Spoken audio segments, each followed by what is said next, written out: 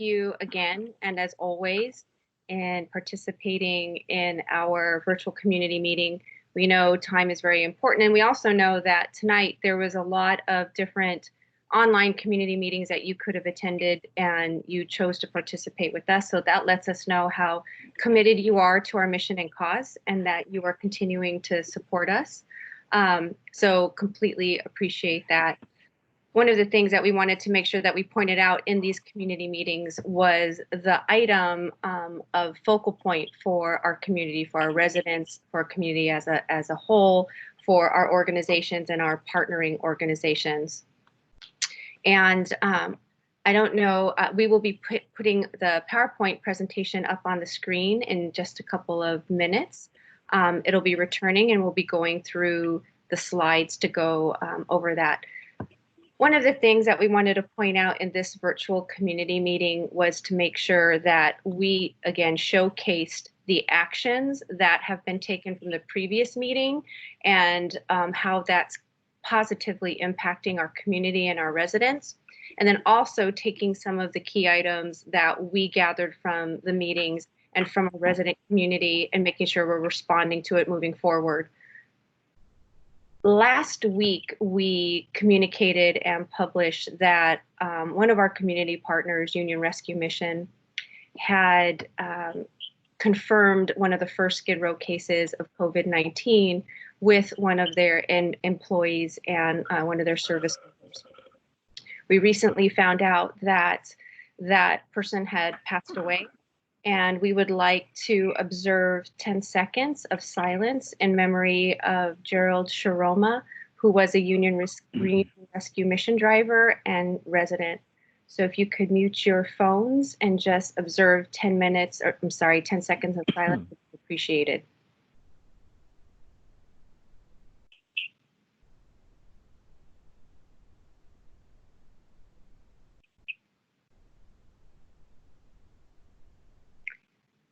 Okay, thank you very much for doing that, and extending a moment of support to Union Rescue Mission, to Gerald's family, and to the community at large. On that theme, and moving ahead, there was a press release and information that was shared earlier today of a few more confirmed COVID-19 cases at Union Rescue Mission within the community. And of course, our support, our heart, and anything that we can do goes out to them during this time. It is symbolic of what we are all going through, and it's also a key focal point of this virtual community meetings issue around health, safety, awareness, infrastructure, opportunities. And in a moment, you'll be hearing directly from Dr. Lisa Abdeshu around what they've been doing for 25 years and what she specifically has been doing for the last 20 years to serve the community. I'm going to go ahead. I don't know if you guys can see the PowerPoint presentation that's on the screen, but one of the things that we wanted to say thank you to our community for was we have our employees that have taken the opportunity to take some of the supplies that have been donated to us. And those supplies, as a recap, are PPE supplies as well as food supplies that as soon as we get them, we package them up and distribute them out to our community. We have been aggressively asking for more supplies and food for both our community of employees and our community of residents. On this screen, you see here a lot of the collaboration between an employee and a resident, so we want to say thank you very much for our residents for sharing some of their needs and some of the concerns that not only reflect what's going on in our buildings and our properties, but they also speak on behalf of the community as a whole. Some of the key action items that we had in the past was making sure that we identified, secured, and delivered food. So after the immediate request of the masks and sanitizers and gloves. As soon as we got those, we started to distribute them out. We are getting more. We will continue to distribute them out. That is a key priority for us next week. So we are going to be continuing doing that. The second key area, obviously, was food in a food scarce environment. We secured that a couple of weeks ago. We are continuing to work with Assemblyman Santiago's office, with the LA Food Bank, with a lot of the donors that we mentioned in the previous week's meeting, and we're starting to distribute that as a high priority next week too. We're going to be getting a delivery tomorrow that we're going to be packaging up and distributing. So hopefully that will continue on an ongoing basis. And again, the employees out in the field in our health and social service division, as well as our property management division, continue to advocate and fight for our residents to make sure that they do get the supplies that they need, both from a PPE, a supply perspective, and a protective equipment perspective, as well as food. And that's what this slide is about. So in each of these pictures, you'll see a combination of one of our team members along with one of our residents. So thank you to everyone. Thank you for ensuring, the health and safety and wellness of our overall community. And we want to continue to do that, bring awareness to it, fundraise for it, and continue to collaborate and partner. On the next slide that we're going to talk about leads us into the key points and the theme as it relates to the conversation this week. So last week we talked about the fundraising efforts that we had and the match from Banner Bank that we facilitated. And huge shout out, big thank you to all of you that participated, that shared, that made sure you contributed.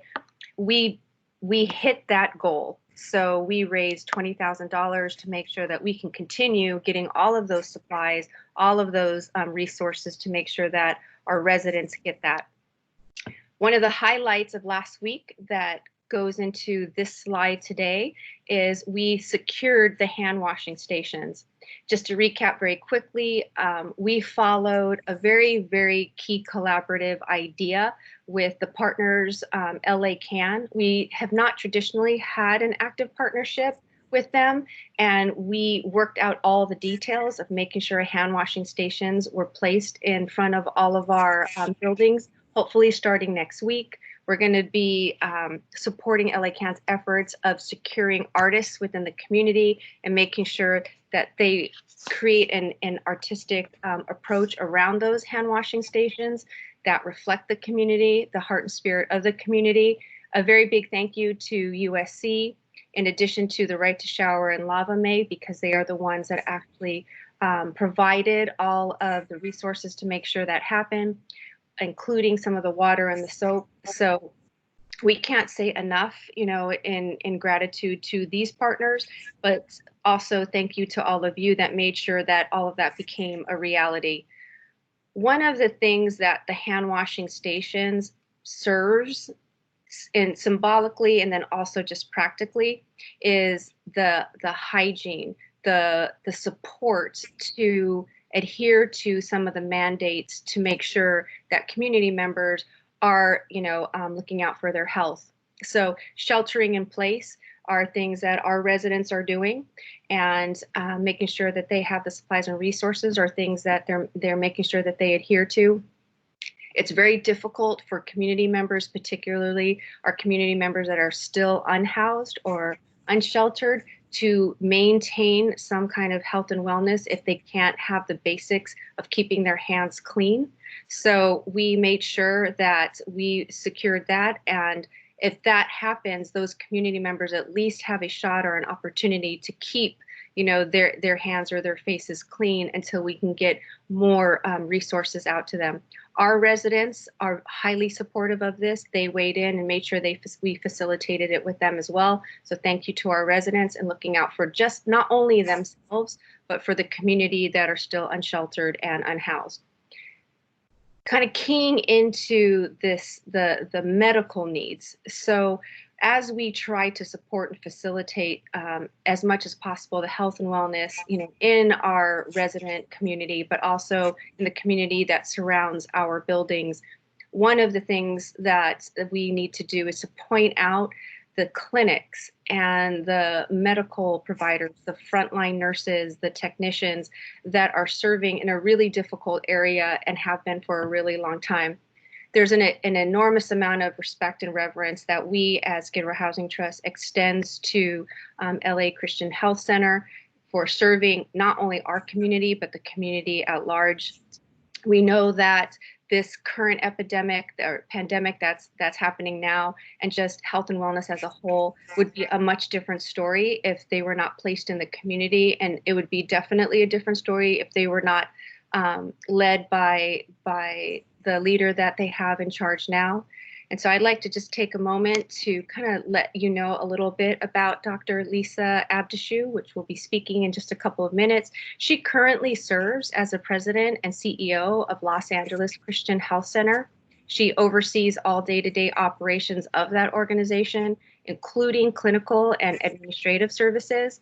Her passion for expanding access to healthcare and using it to create pathways out of homelessness has fueled her work for 20 years.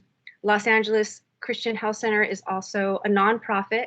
It's a federally qualified health center. It serves the Skid Row community for the past 25 years through medical, dental, mental health, optometry, and social services. So again, deep extension of gratitude to Dr. Lisa Abdeshu, and I'll be turning over the presentation to her at this time. Thank you so much, Lee. And just thank you for having me be a part of your virtual community here tonight. I've been a huge fan of the work that Skid Row Housing Trust does for these many years that I've been here, and just seeing the impact of your work and how critical it is. So I just really appreciate our partnership, and again, just appreciate you having me be a part of this tonight. And I am going to dive in and share a little bit about what's been going on at Los Angeles Christian Health Centers during this pandemic. We've been on the front lines in kind of trying to deal with this head on, and I'll talk a little bit about what that's been like, and just kind of how everything has changed in the work that we do in these past 4 to 5 weeks. The biggest concern that we had as this pandemic emerged was really our Skid Row community, and knowing that our community members would be especially vulnerable, because we know that people experiencing homelessness already have high rates of mortality, they have high rates of chronic disease, and would be more susceptible to the severe forms of the illness. And then, we were also just concerned that it would be really hard to help people who live on the streets and in the shelters to isolate and to quarantine if or when the virus would hit our community. And so we've just been doing everything we can and kind of focusing almost all of our resources on figuring out what we can do to protect and to care for our patients and our neighbors during this crisis. So a big part, and I think maybe the slides will come up in a second, just to show some of what we've been doing, I guess, firsthand. But a big part of what we've been doing is testing. And so we were able to start offering COVID-19 testing at all of our clinic sites almost 4 weeks ago now. So that includes our sites in Skid Row, as well as Boyle Heights, and down into the community of Watts as well. But particularly at our Boyle Heights and our Skid Row sites, we've been providing outdoor screening at walk-up tents in front of our clinics. And that testing up until now, up until this week, has been limited to people with either significant symptoms or possibly people with mild symptoms who also have risk factors for severe disease, such as people who are over age 60 or have underlying conditions. So for that reason, we've done a relatively small number of tests, about 65 tests in these last 4 weeks. But beginning just this week, we're actually kind of breaking that open and beginning to offer tests to anybody with any mild symptoms, regardless of their age or risk factors. And another big thing that's happening with testing this week is that we've been asked to partner with the city and county and the fire department in an effort to actually get 1,000 tests performed in Skid Row over the next few weeks. So this is extremely exciting. This is kind of what we were waiting for to happen. And we're really, really glad that that time has come. So we're just now getting access to the test kits that the city and the fire department have obtained, and we're getting the staff trained, and we're rolling this out just at the end of this week, and really kind of in fully scaled up by next week. Another big area that we've been focused on is isolation and quarantine. So as we see our patients coming and having symptoms or testing positive, we need to get them into isolation and quarantine. And for some of them, if they live in already in permanent supportive housing, they can go back there and they can safely isolate. But we also serve a lot of people who stay in shelters or who live in encampments on the street. And that's where it's a lot more challenging. So we've been working closely with the county on basically getting people into the new isolation and quarantine sites that have been getting set up around the county. And there's a lot of challenges with that, really working with the individual to help them understand the importance of isolating, helping them as they kind of navigate, sort of waiting for transportation, and getting them a phone so they can stay in touch with us while they're in isolation. So there's a lot that goes into that, and that's been just a big area that we've focused on. Another way that we've been interacting with isolation and quarantine is we've actually deployed our staff. So some of our doctors and nurses are actually now working at the county isolation and quarantine sites, providing care for the individuals that are staying there. And that's been really important because as folks are there, they need some medical attention. They need someone to monitor them and look in on them and make sure that their symptoms aren't getting more severe, that they don't need a transfer to the hospital. And so, we've been able to deploy some of our staff to do that, and that's been a positive thing. Another area that's been really critical has been just the work of our street team. So we've been doing street medicine for a number of years, and in the last couple of years, we've really grown it.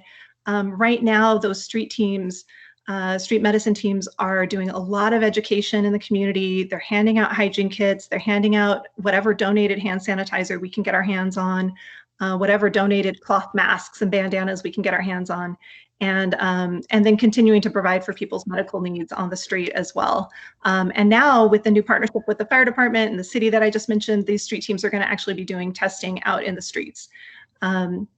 So that's a really important area for us. And then finally, regarding our COVID response, I would just say, we're also still doing a lot of care in our clinics.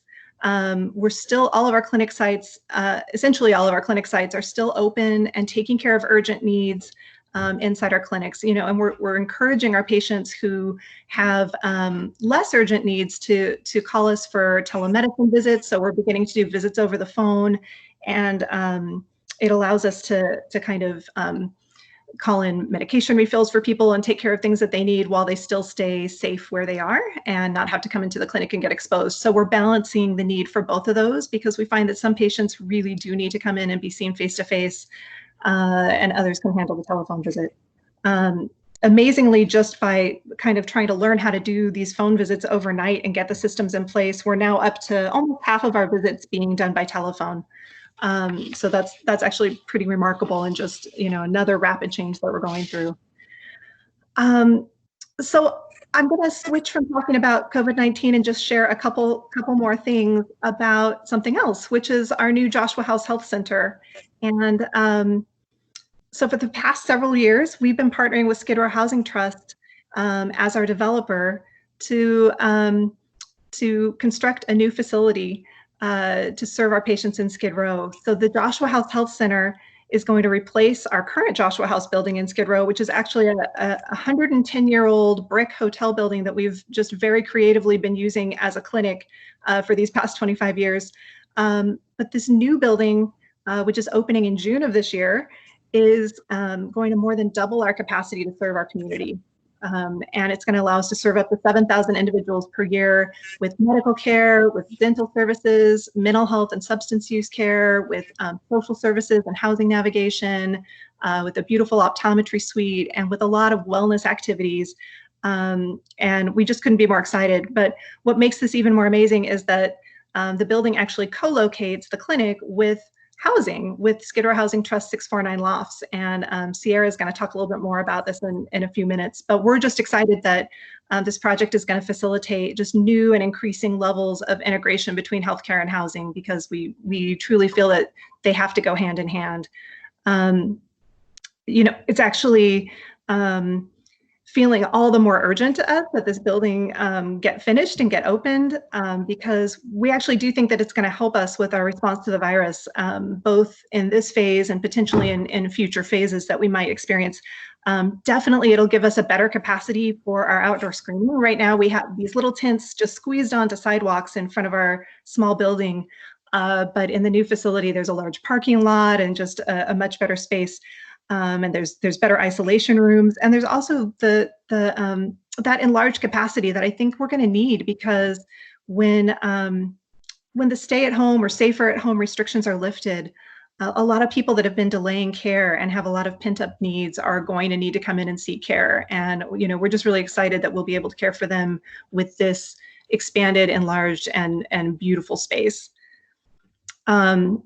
So yeah, Sierra is going to talk a little bit more about this in a minute, but that's what I'll say about it for now. And so just the last thing I'll say is just some ways to get involved with Los Angeles Christian Health Centers. If you are able to, donate hygiene kits, donate hand sanitizers, donate those cloth masks and bandanas. Those make a huge difference. Obviously, financial contributions are super important as well. Clinics like ours have definitely been hit hard in this crisis, just like so many other businesses, because our regular patient flow isn't happening. Our revenues are down by about 25%, just because of our Medi-Cal and Medicare revenue that is no longer coming in the way it normally does. So another area where you can help with that is advocacy.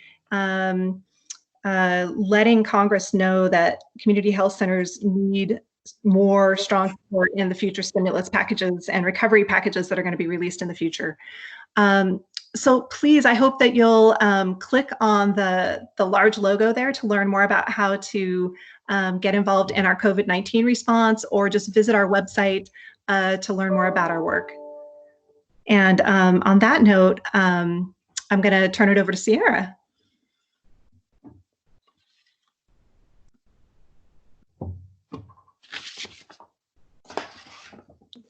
Thank you, Lisa. Thank you for highlighting all the great work LA Christian Health Centers is doing for Skid Row during this trying time. And thank you for being an amazing partner.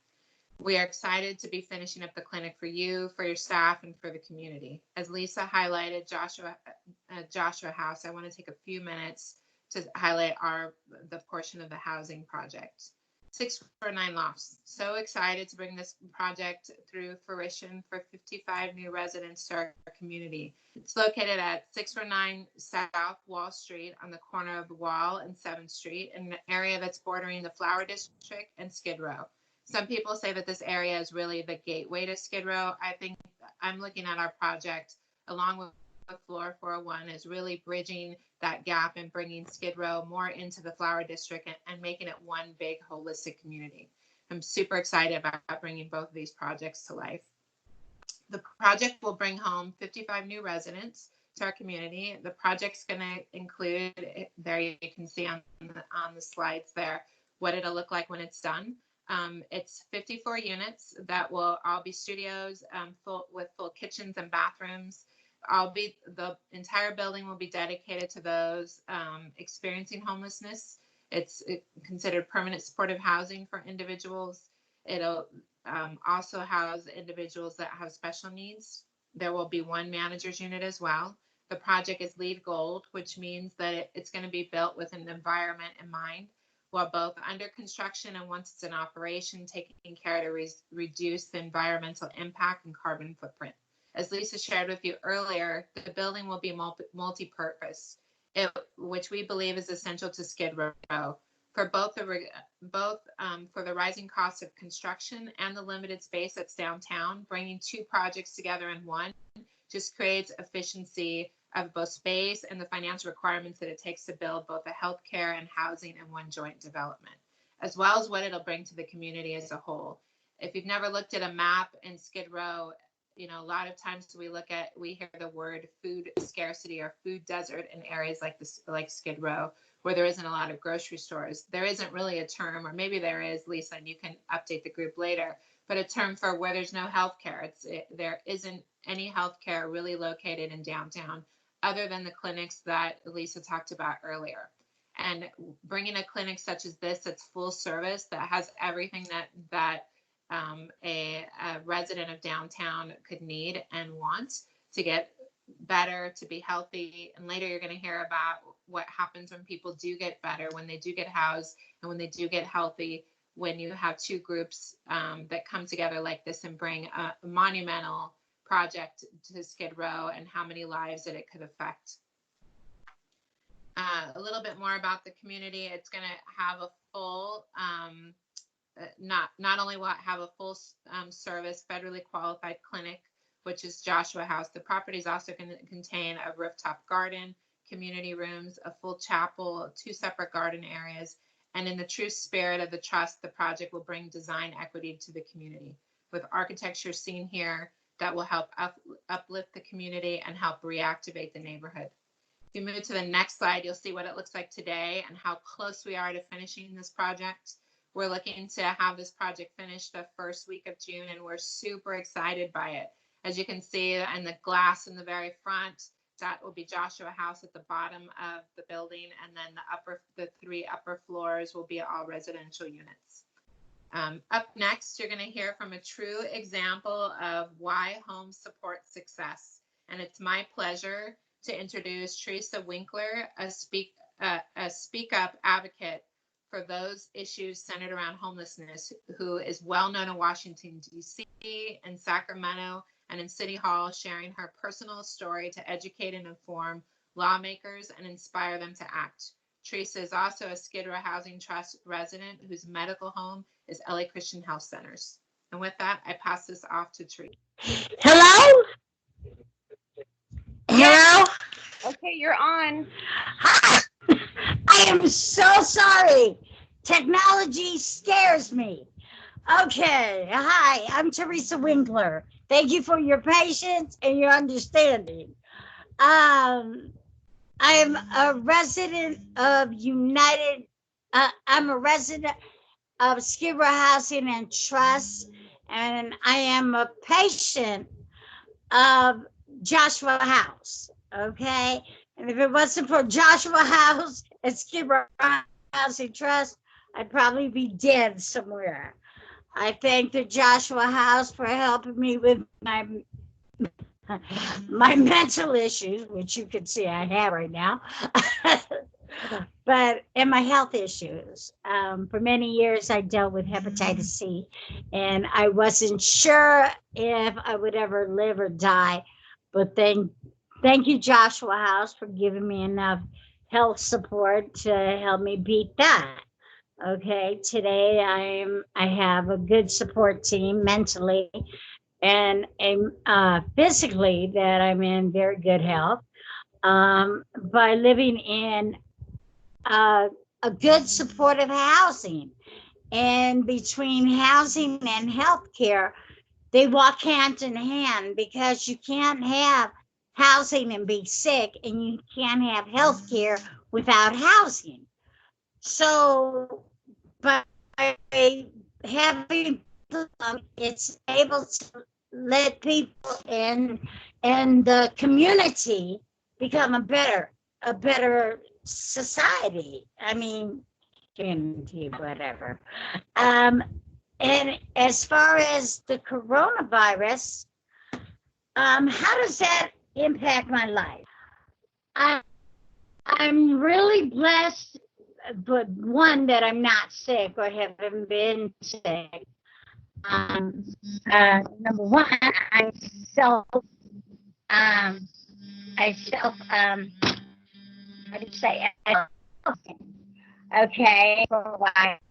And so now today, I'm just blessed to say, if I get sick, I know where I'm going. Joshua House, here I come. So with that, I'm going to turn it back over to the ladies that are doing this. Thank you very much. My name is Teresa Winkler.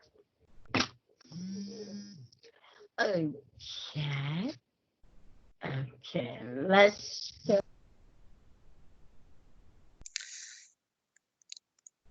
Hi, Teresa, I really want to thank you for joining us tonight. This is Jet Doy. I am the Vice President of Development Advancement at City Housing Trust. And you can see the calls to action on your screen. And for those of you who are following along regularly, you may have noticed that they are the same for me.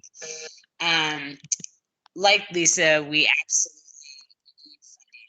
We've had extraordinary payroll expenses associated with hazard pay and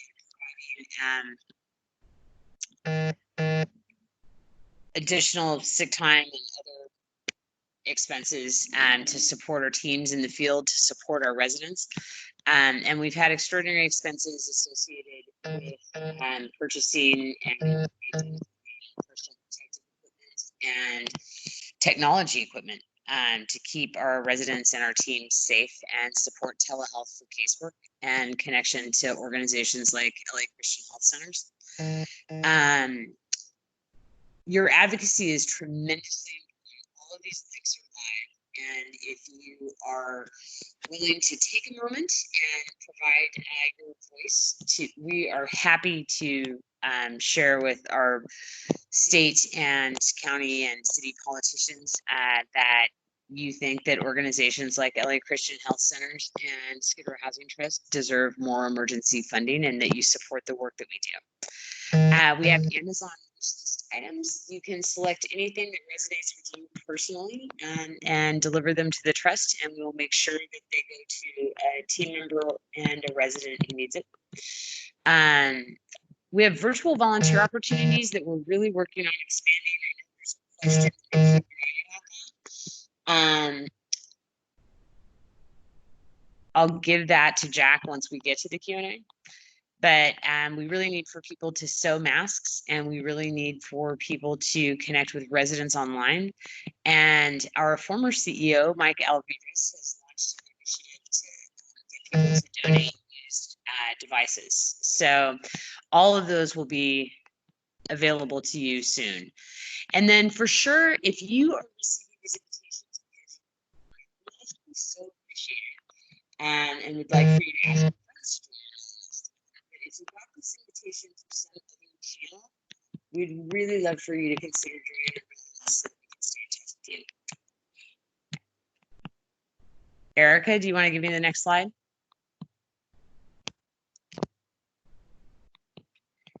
Our next meeting, we do these every Thursday, is Thursday the 23rd at 6 p.m. And it's just like with the calls to action, are live on your screen. And we will send this out tomorrow and in the invitation on Tuesday and on Thursday. And we'd love for you to share with us. Thank you. Erica, do you want to go over the Q&A ground rules? Yeah, so if you have any questions, please type them in the speech bubble icon or send an email to info@skidrow.org. We'll start by the speech bubble or the email, and then we'll transition to phone questions. And then to the right is how you can unmute yourself. And now I'm going to turn it back to Jet.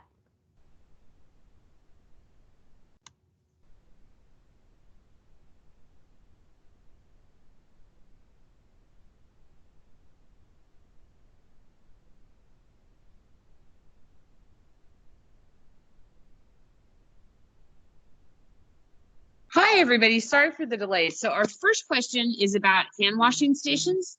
And Jack, I'll give it to you. There's a question about how they help our residents and some concern about like how disabled residents would access them. And so you might want to address how our residents actually are set up. But the hand washing stations absolutely benefit residents. And so if you could hand it off to Lisa after you answer, that would be really helpful. Yeah. So I think that the issue of having hand washing stations are obviously very important. The maintenance and the design of them are being done to keep in mind accessibility concerns. and the case management and social services staff at the trust are there to support those and LA-CAN's efforts to maintain those. So I think that, one of the things that we that precipitated this was the real need for that was articulated actually by the Resident Advisory Council around having hand washing stations and having ways to keep hygienic, especially with your hands, not just within units or in a common kitchen area of the building. So this was partially part of the response to look at ways that we could ensure that guests of residents, residents themselves, if there is if you're just going to go do laundry or pick up some food, that you would be able to access that in a way that's both safe and accessible to people. So I hope I was able to answer that question, but I will turn it over to Lisa just for the general importance of these stations and stations like these throughout Skid Row in Los Angeles. Yeah, I'm so excited to hear about the additional hand washing stations, and I think it's just it's a really tangible, absolutely effective way of reducing the spread of the virus, which will reduce the number of people who get sick from it.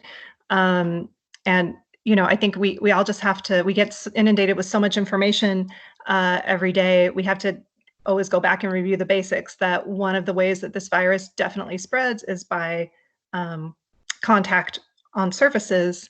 Somebody coughs or sneezes onto that surface, and then someone else comes along and touches that, doesn't have the opportunity to wash their hands, and then touches their face.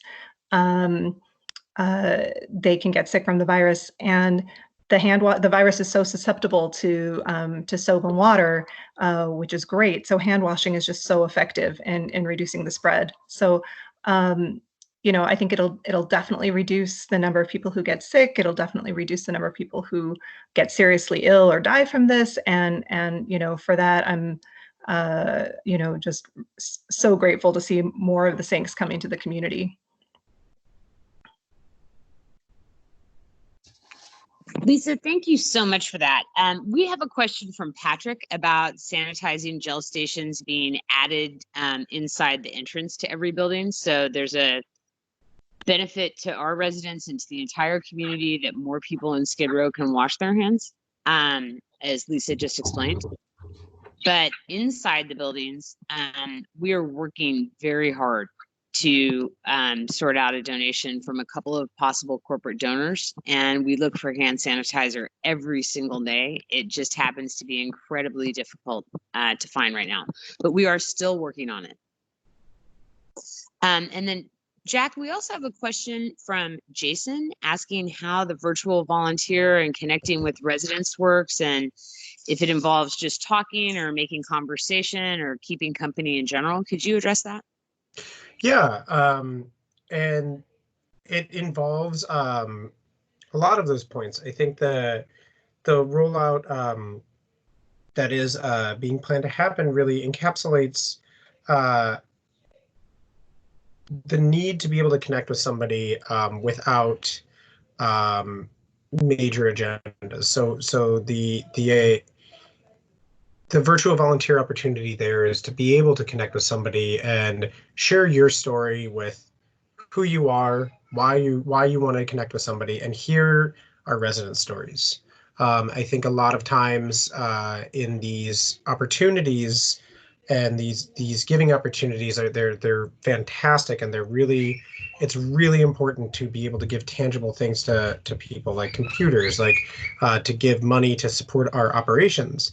I think one thing that sometimes gets lost is being able to hear people's stories, like Teresa's, and being able to connect with her or somebody on that level to understand their experience and understand, what it is like to be in supportive housing. And I think through that conversation is really getting a better idea of how maybe you as an individual might be able to help, or if there's a gap, you would have a point of contact on staff who will be able to help you fill a gap if you need it. But I think that the main thrust of this program is just really to get to know people and to not have a pressure to say, you have to get to know somebody and you have to do X, Y, Z. We really just want you to get to know our residents and hear their stories. And we want you to be able to share your story with them so we can all kind of get through this together. And I think that's really at the core of all of this. So those of you who have already signed up and those of you who are wanting to sign up, please stay tuned, because that will be coming, and we will be able to have that as a program moving. So thank you. I hope that answers the question.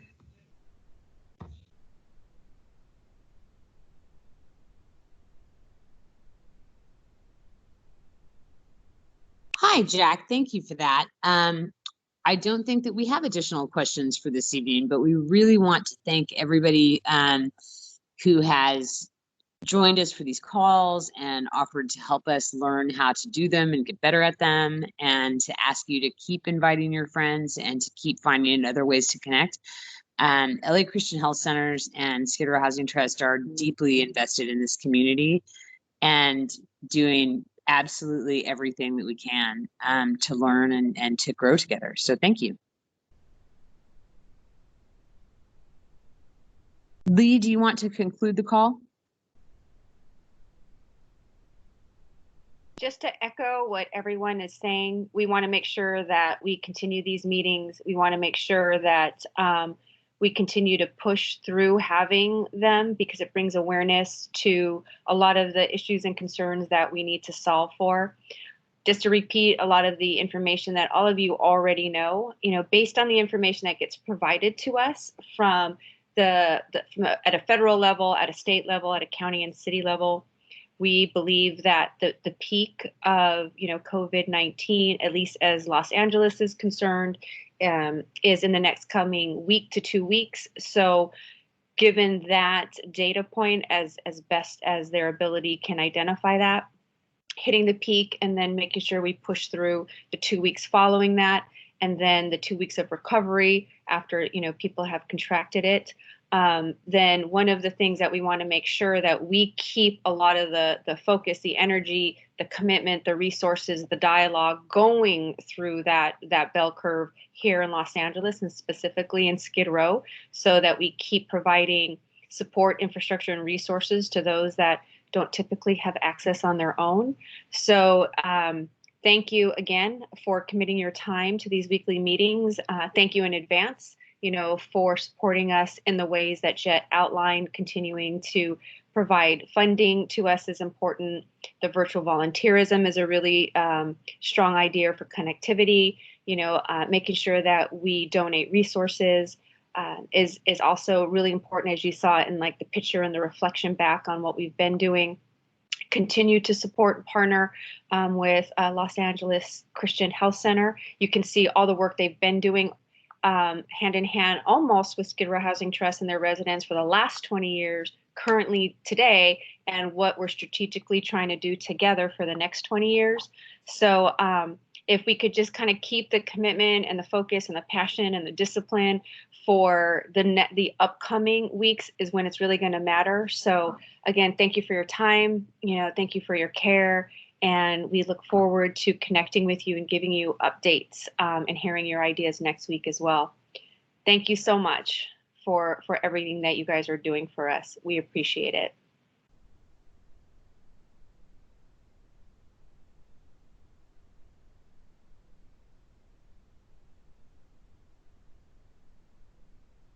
Sorry, Jet is also giving me a little alert, and that's it. Thank you. We are concluding the call now, and we will see you next week. See you later. Thanks so much, everybody.